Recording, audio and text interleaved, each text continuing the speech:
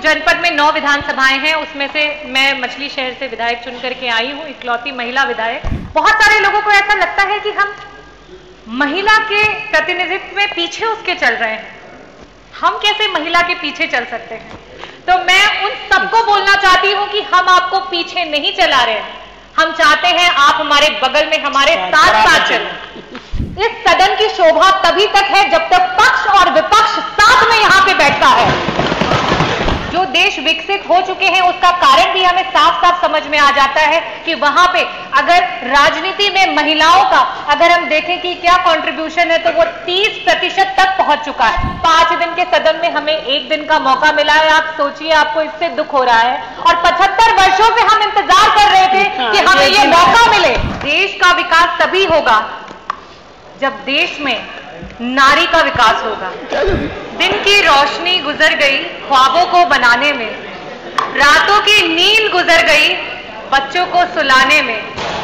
जिस घर में मेरे नाम की तख्ती भी नहीं, जिस घर में मेरे नाम की तख्ती भी नहीं, सारी उम्र गुजर गई उस घर को सजाने में।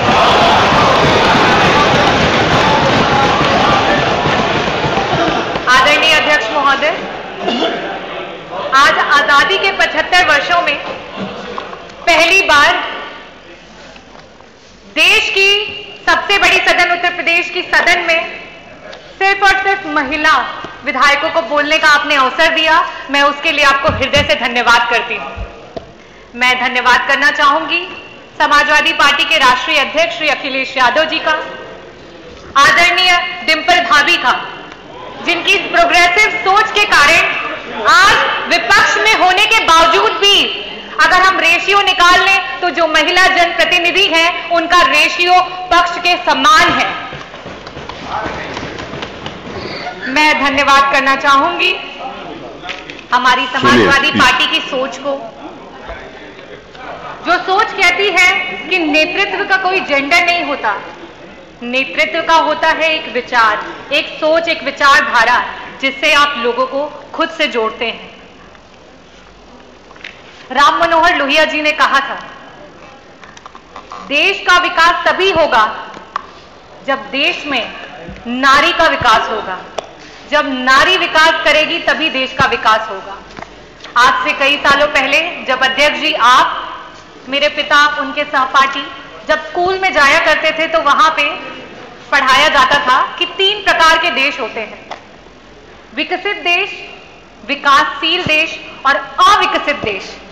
और तब वो अपने अभिभावकों से पूछते थे कि हमारा देश विकासशील की श्रेणी में आता है, ये कब तक विकसित हो जाएगा? तो उन्हें कहा जाता था कुछ नहीं, आज से 8-10 सालों में हमारा देश विकसित हो जाएगा। अध्यक्ष जी, आपके बाद हमने भी स्कूल की पढ़ाई की, हमने भी स्कूल जाना शुरू किया और हमें भी वही पढ़ाया गया, और हमने भी जब ये पूछा सवाल तो हमें भी वही उत्तर मिला। आज एक नई जनरेशन स्कूल जाने को तैयार है, लेकिन आज ये देश अपना जवाब नहीं बदल पाया है।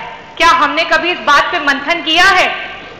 आज ये जो स्पेशल सेशन बुलाया गया है, ये सत्र ही उसका जवाब है कि आज जो हम 403 विधायकों में सिर्फ और सिर्फ 47 महिला विधायक हैं, वो उसका जवाब है कि जिसकी वजह से आज हमारा देश विकासशील से विकसित देश नहीं हो पाया है।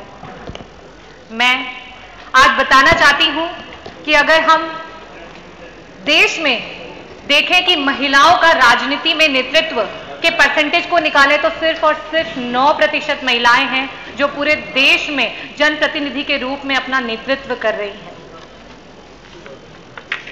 और इस आंकड़े को अगर हम किसी भी डेवलप कंट्री से कंपेयर करें तो वहां पे जो देश विकसित हो चुके हैं उसका कारण भी हमें साफ साफ समझ में आ जाता है कि वहां पे अगर राजनीति में महिलाओं का अगर हम देखें कि क्या कंट्रीब्यूशन है तो वो 30% तक पहुंच चुका है। और हमें भी अब इस पे विचार करना जरूरी है, और इस सदन के माध्यम से मैं आग्रह करना चाहूंगी कि महिलाओं को हर क्षेत्र में आरक्षण देने की जिम्मेदारी इस सरकार को उठानी चाहिए, इस प्रदेश को उठानी चाहिए और इस देश को उठानी चाहिए।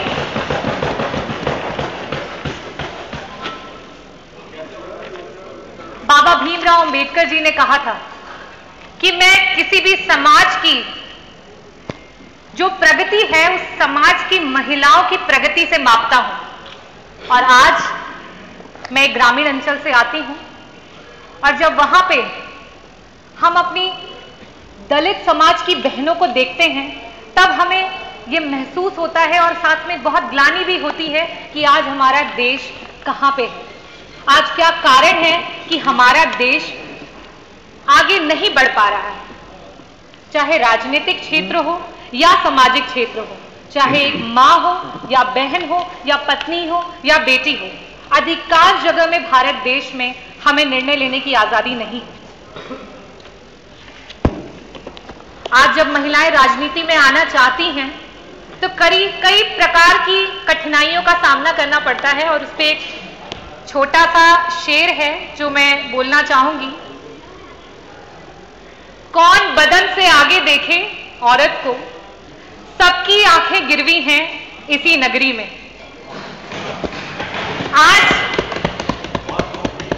आज भी अगर औरत कुछ अच्छा नहीं कर पाती है तो आज हमें सुनने को मिलता है ये तो औरत है, इतना बड़ा दायित्व इसे दे दिया, कहां से कर पाती है। और अगर किसी तरीके से वो औरत अच्छा कर जाती है तो उसे कहते हैं अच्छा, ऐसे कैसे अच्छा कर दिया, ऐसा क्या किया होगा उसने। इस सोच को बदलने की जरूरत है। मैं इस सोच के लिए ये बोलना चाहूंगी कि आज इस प्रदेश को, इस देश को एक मकसद के साथ हमारे प्रदेश की और देश की महिलाओं को बढ़ाने के लिए सोचना होगा। स्वामी विवेकानंद जी ने कहा था कि अगर किसी मकसद के लिए खड़े हो तो एक वृक्ष की तरह खड़े हो और गिरो तो एक बीज की तरह, ताकि दोबारा से उग करके उसी मकसद के लिए दोबारा से जंग लड़ सको।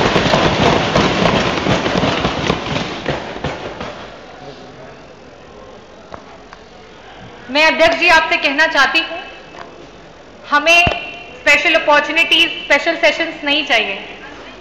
आज 5 दिन के सत्र में एक दिन सिर्फ और सिर्फ महिला विधायकों को मिला है। कई सारे लोग होंगे जिन्हें दुख हो रहा होगा, कई सारे लोग हो रहे होंगे जिनको आपत्ति हो रही होगी, लेकिन मैं ये कहना चाहती हूं कि आज 5 दिन के सदन में हमें एक दिन का मौका मिला है। आप सोचिए, आपको इससे दुख हो रहा है और 75 वर्षों से हम इंतजार कर रहे थे कि हमें ये मौका मिले। 75 वर्षों से हम इंतजार कर रहे हैं। आज भी उत्तर प्रदेश के अलावा बाकी सदन में जहां जहां ये आवाज जाएगी, मुझे लगता है अध्यक्ष जी वहां पर भी इसको शुरू किया जाएगा और इसके लिए मैं तहे दिल से आपको धन्यवाद करना चाहूंगी, अपने राष्ट्रीय अध्यक्ष जी को धन्यवाद करना चाहूंगी। और मैं ये भी कहना चाहती हूं, जब सदन में महिलाओं को बराबर का हक मिलेगा तभी जाकर के जनपद में जो बैठे हुए अधिकारी हैं वो भी हमें सीरियसली लेंगे। मैं आपको एक घटना बताना चाहती हूं। मछली शहर विधानसभा, जौनपुर जनपद में 9 विधानसभाएं हैं, उसमें से मैं मछली शहर से विधायक चुन करके आई हूं, इकलौती महिला विधायक। और मेरे यहाँ की जो रोडों की स्थिति है वो बहुत ही खराब है। मैंने पिछले सदन में भी उन बातों को उठाया था और बड़ी मुश्किल से एक रोड है जो स्वीकृत होकर बननी शुरू हुई। जब वो रोड बनी तो उस पर जब शीलपट लगा तो उस पर हमारे जो नेबर के हमारे पड़ोसी विधायक हैं उनका नाम लिख करके आ गया। तो आज अधिकारियों की भी ये सोच है कि अरे ये तो महिला है, ये क्या कर लेगी, और ऊपर से ये विपक्ष की महिला है तो ये क्या कर लेगी। हमें इसको बदलना होगा, हमें इसे बदलना होगा। मैं सरकार से अनुरोध करूंगी कि इस तरीके की सोच पे अंकुश लगाया जाए। साथ ही साथ मैं अपनी महिलाओं को भी कहना चाहूंगी कि ये वक्त आ गया है कि हमें आगे बढ़ना होगा, हमें देश का प्रतिनिधि बनना होगा, हमें आगे बढ़ करके देश को तरक्की के रास्ते पे लेके जाना होगा। अब हमें ये नहीं सोचना है कि लोग क्या कहेंगे और समाज क्या कहेगा, क्योंकि कुछ तो लोग कहेंगे, लोगों का काम है कहना, पर अब हमको चुप नहीं रहना। मैं ग्रामीण अंचल से आती हूँ। मैं आज जो मुझे मौका मिला है उसके माध्यम से अपने विधानसभा की सारी मेरी माताओं और बहनों को दिल से धन्यवाद करती हूँ कि उन्होंने मुझ पे इतना भरोसा जताया और मुझे जिता करके यहाँ पे भेजा। मैं साथ ही साथ ये भी बोलना चाहती हूँ कि आज हम भारतीय बड़े आधुनिक बनते हैं, हर बात पे बड़ी बेबाकी से चर्चा करते हैं, लेकिन जब बात आती है महिला के सशक्तिकरण की तो ना जाने हम क्यों चुप्पी साध लेते हैं। हम क्यों भूल जाते हैं कि भारत की आजादी में महिलाओं का बलिदान कहीं से कम नहीं था, चाहे वो रानी लक्ष्मीबाई रही हो, चाहे वो झलकारी देवी रही हो, चाहे महारानी अहिल्याबाई होलकर रही हो, चाहे ज्योतिबा फूले जी रही हो, और साथ ही साथ चाहे वो मातंगी देवी रही हो जिन्होंने वंदे मातरम कहते कहते अपने प्राणों की आहुति दे दी, चाहे वो कनकलता रही हो जिन्होंने 17 साल की उम्र में हाथ में राष्ट्रीय ध्वज को लिए वीर गति को प्राप्त हो गई हो। हमें उन बातों को नहीं भूलना चाहिए और शायद इन्हीं बातों को भूलने की वजह से आज महिलाएं पीछे छूटती चली जा रही हैं। मैं आज इस सदन के माध्यम से ये कहना चाहती हूं, मैं ग्रामीण अंचल से आती हूं और वहां पे मैंने कई बार सुना है, तो मैंने कहा कि यहां से एक मैसेज देना बहुत जरूरी है। बहुत सारे लोगों को ऐसा लगता है कि हम महिला के प्रतिनिधित्व में पीछे उसके चल रहे हैं, हम कैसे महिला के पीछे चल सकते हैं। तो मैं उन सबको बोलना चाहती हूं कि हम आपको पीछे नहीं चला रहे हैं, हम चाहते हैं आप हमारे बगल में हमारे साथ साथ चलें।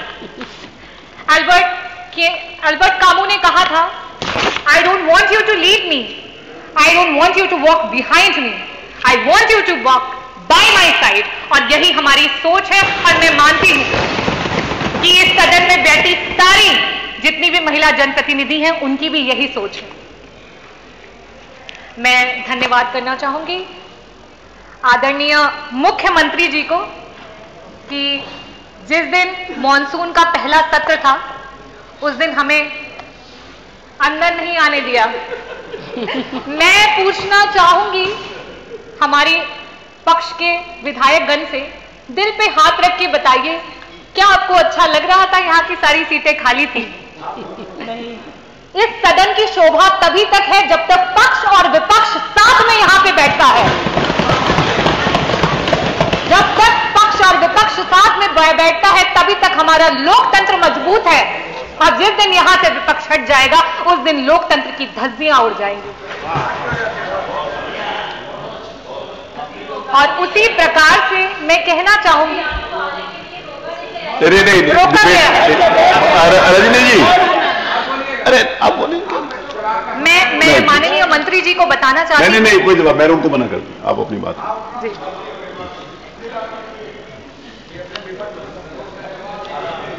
चलिए धन्यवाद, अगर हो गया हो तो। नहीं सर, नहीं हुआ, अभी तो बहुत लंबा है। वो कागज नहीं मिल रहे, धन्यवाद अध्यक्ष जी। नहीं, कागज नहीं मिल रहा, इसी को बोल रहा था। मुख्यमंत्री जी को धन्यवाद कर रही थी कि जैसे कि हमें आने नहीं दिया, तो उस दिन यहाँ पे आपके पॉलिसीज की पर्चियां बंट रही थी, तो मैं बहुत बहुत धन्यवाद प्रकट करना चाहूंगी कि वो पॉलिसीज की पर्चियां हमें भी मिली। तो मैं उसके बारे में बताना चाहती हूं। उसमें आपने विवाह के लिए कन्या अनुदान देने का एक संकल्प लिया है। कोरोना काल में बहुत सारे गरीब परिवार अपने बच्चों की शादी नहीं कर पाए। वो गरीब माता पिताओं ने अभी कुछ महीने पहले जब शादी का सीजन था तब वो अपने बच्चों की शादी कर रहे थे। मेरे विधानसभा से ना जाने कितने परिवार हैं जिन्होंने उस अनुदान पे आस लगाए बैठे हुए थे, और आज वो शादी को बीते हुए 4 से 5 से 6 महीने हो चुके हैं और आपका अनुदान नहीं आया है। और जब आपके अधिकारी से बात करते हैं तो वो कहते हैं मैडम हमारे पास कोई बजट ही नहीं है इसके लिए। तो मैं कहना चाहती हूं कि आपकी पॉलिसीज सिर्फ कागजी हैं, उन पॉलिसीज का जमीन पे कोई भी कहीं पे कोई रिकॉर्ड नहीं है। मैं आज कहा गया माननीय मुख्यमंत्री जी द्वारा कि हम अपने जो भी हमारी प्रॉब्लम्स हैं उन्हें बता सकते हैं और एक सकारात्मक तरीके से इस पर डिस्कशन कर सकते हैं। तो मैं आपको ये बताना चाहती हूं कि मे भी ऐसा हो सकता है कि आप सच्चाई से अपरिचित हो, तो मैं आपको ये बताना चाहती हूं, अवगत कराना चाहती हूं और एक रिक्वेस्ट भी करना चाहती हूं कि जो आपकी पॉलिसीज हैं वो लोगों तक नहीं पहुंच पा रही हैं, इसके लिए एक डेलीगेशंस की टीम बनाई जाए। अगर वो महिलाओं के लिए पॉलिसीज है तो उसमें महिला विधायक गण, और आपको जो लगता है कि जो सही रिपोर्ट दे उनको चूज करके आप अपने लोगों की टीम बनाएं, लेकिन कम से कम ये छलावा तो ना दिखाएं कि आपकी इतनी सारी पॉलिसीज हैं जो इतने लोगों को मदद कर रही हैं, क्योंकि अगर हम आज जमीन पे उतर के देखते हैं तो कहीं किसी को मदद नहीं मिलती। मैं मेडिकल प्रोफेशन से बिलोंग करती हूं और मैं आज जो प्रदेश में मेडिकल की स्थिति है उसके बारे में भी आप लोगों को अवगत कराना चाहूंगी।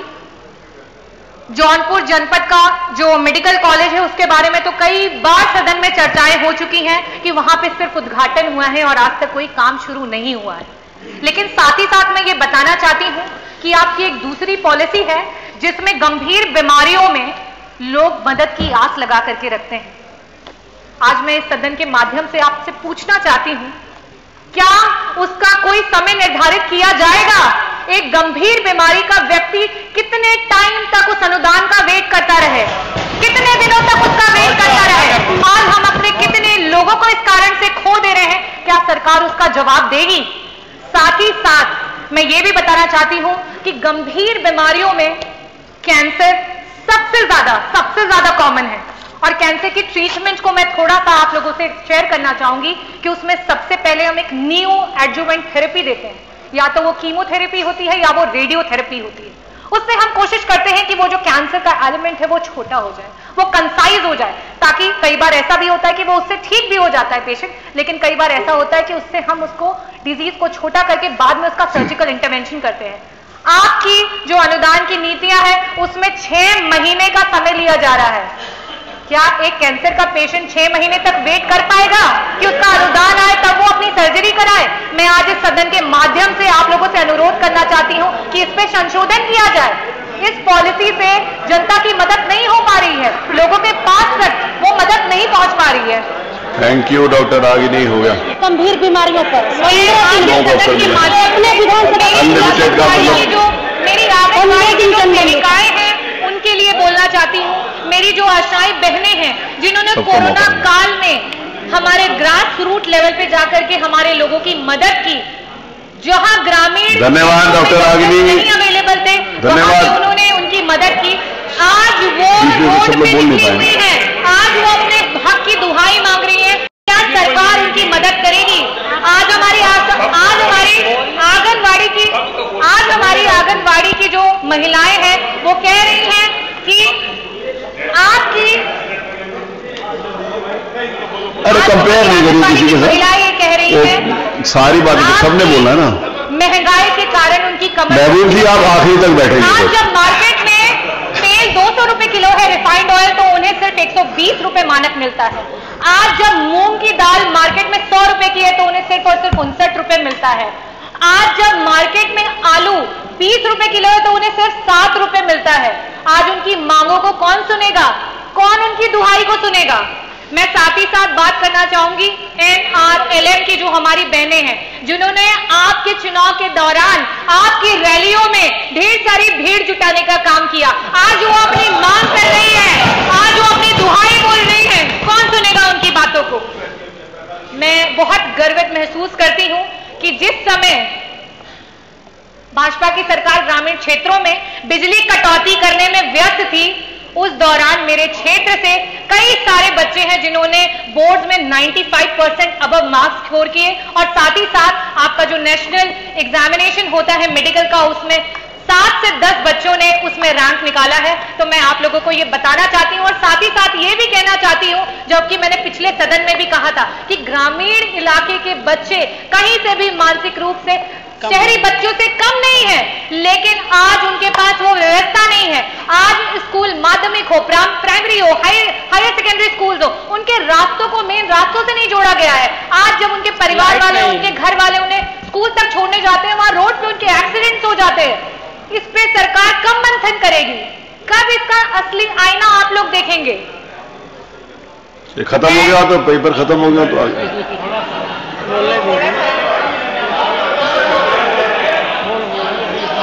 मैं साथ ही साथ बोलना चाहूंगी, ये सरकार है और आदरणीय हमारे मंत्री जी, सांसदीय कार्य मंत्री जी ने कहा था कि जीरो टॉलरेंस की डेफिनेशन ये नहीं है कि कोई अपराध नहीं होंगे।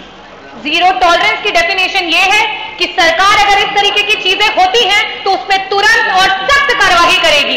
लेकिन आज जो मैंने 56 में मांग उठाई उसमें एफआईआर नहीं हुआ और इस तरीके की बहुत सारी केसेस हैं जिसमें महिलाओं को रात रात भर खाने पे बिठा के रखते हैं और उनकी कोई एफआईआर नहीं लिखी जाती है, कोई मांग को नहीं सुना जाता है। उस पर सरकार कब मंथन करेगी और कब ऐसे लोगों के अगेंस्ट में एक्शंस लिए जाएंगे।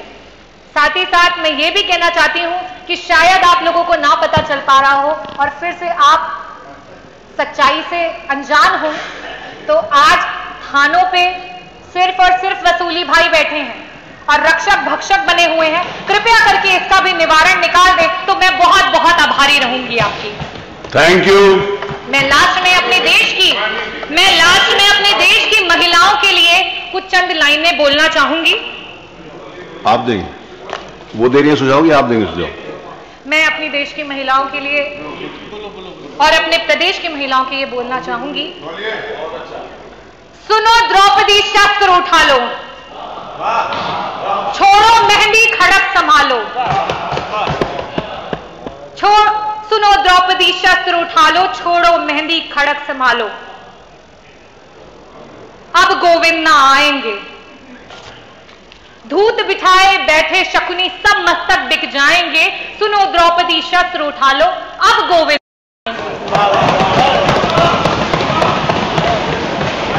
कल तक केवल अंधा राजा, आज गूंगा बहरा भी है। कल तक केवल अंधा राजा, आज गूंगा बहरा भी है।